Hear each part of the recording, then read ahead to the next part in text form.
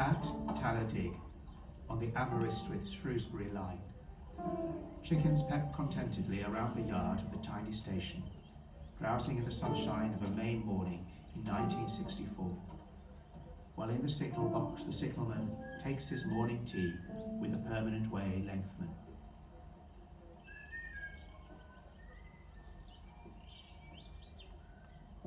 The express, headed by a Manor Class 460, is faintly heard in the distance, slogging up the valley on the 1 in 52, 1 in 56 climb from Pamplin Mye. Whistling from the deep rock cutting, number 7803 Barcote Manor brings the Cambrian Coast Express out into the open and on through the station, where the fireman drops off the token for the previous section and deftly picks up the new one. The signalman, having collected the dropped token, walks back to the signal box to ring train out of section as the express accelerates into the distance on the falling gradients towards Carlo.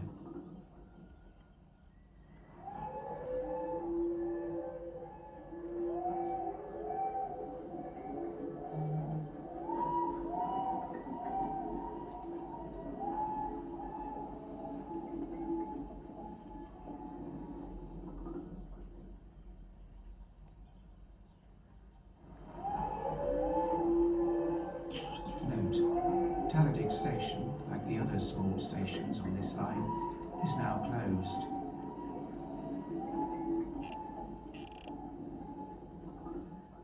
Peter Handford, from Trains to Remember, Cambrian Coast Express.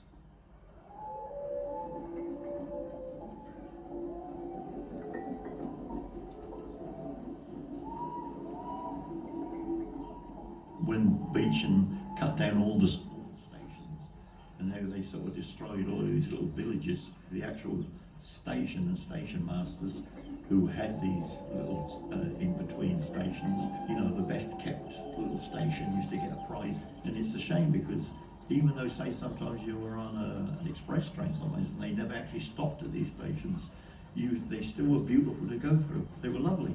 Everything was painted bright, well maintained, because that was their pride, you know.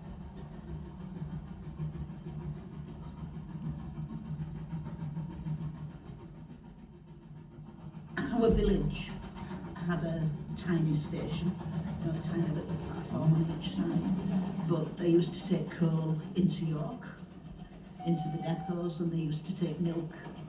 And when all that stopped, it meant that all our streets were clogged up with lorries full of milk churns and coal lorries. And of course, eventually it all stopped, and there is none of that there now.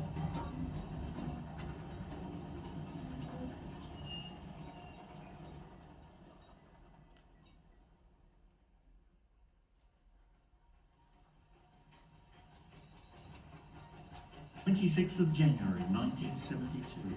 As a boy, I travelled thousands of miles on the footplate of those glorious monsters.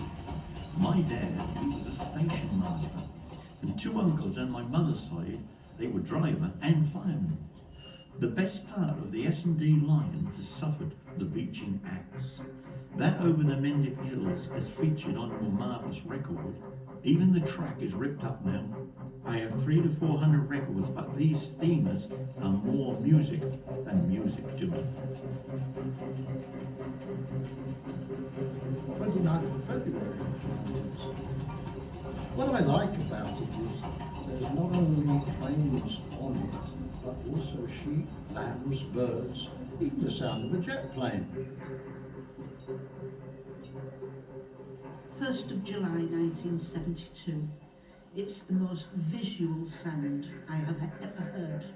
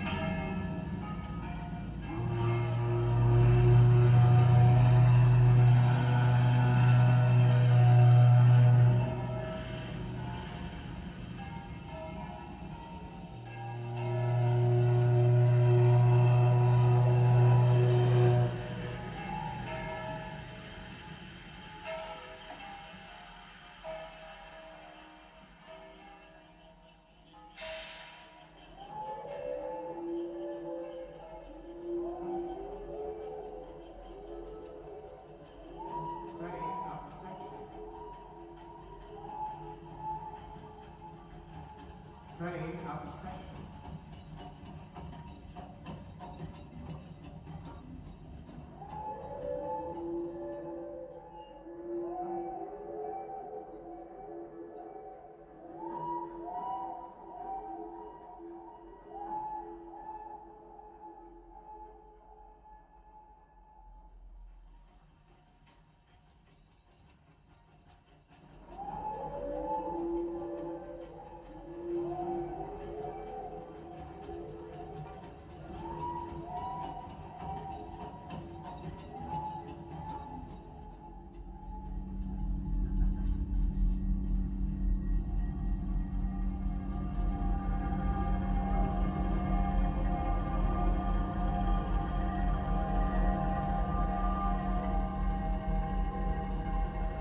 The conductor rails had just been laid. These make a ringing, roaring sound as the trains approach and recede. Electrification due, 1959. Peter Handford, from Recording Notebooks.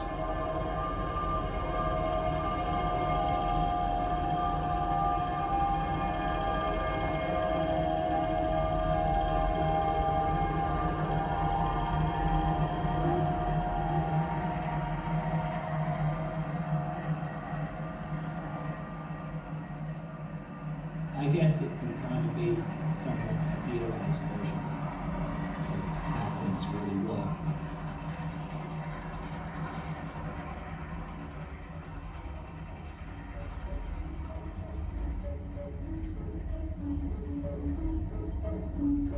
With the pursuit of detail in model railways, and when miniature railways first started, there was more of an emphasis on replicating the reality of the operation as opposed to scale accuracy.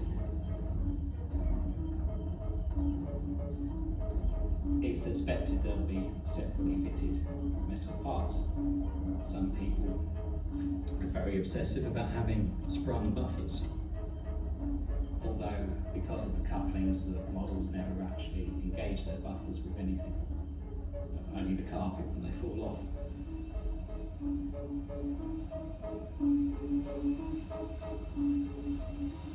Also over the years, what I've been interested in terms of time period has shifted as I've got older with it, where initially a sort of more bygone time to now more, I guess, how, although I didn't see much of it, how it was in sort of my youth. So we're here in the sort of late 80s, early 90s period, which is really the last throes of British Rail.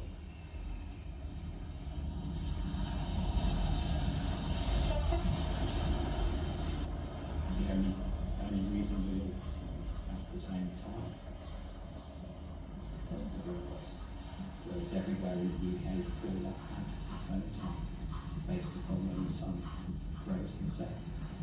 But you could have run a timetable like that. Before that, you set your clock by your parish clock, and that's what time it was. It'd be a different time in London. And then you get in this debate, you know, should you be scaling time by 76? Because it's 76 times smaller.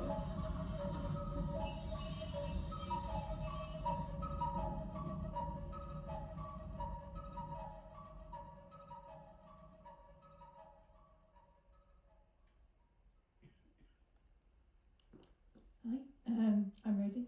You just heard Dreams of the Past, which is based on materials from the Peter Handford archive at the National Railway Museum.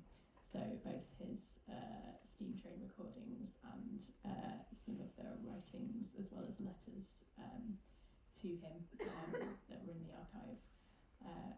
So those are read out by Matthew Bellwood and also the Stone Soup Older People's Performance Group. And they also share their own memories of steam train travel. And I also spoke to my relatives about model train building. So that's some of what you heard in that piece. And next we'll hear Dreams of the Future, which is kind of a whistle-stop tour of unusual ideas and lost railway futures.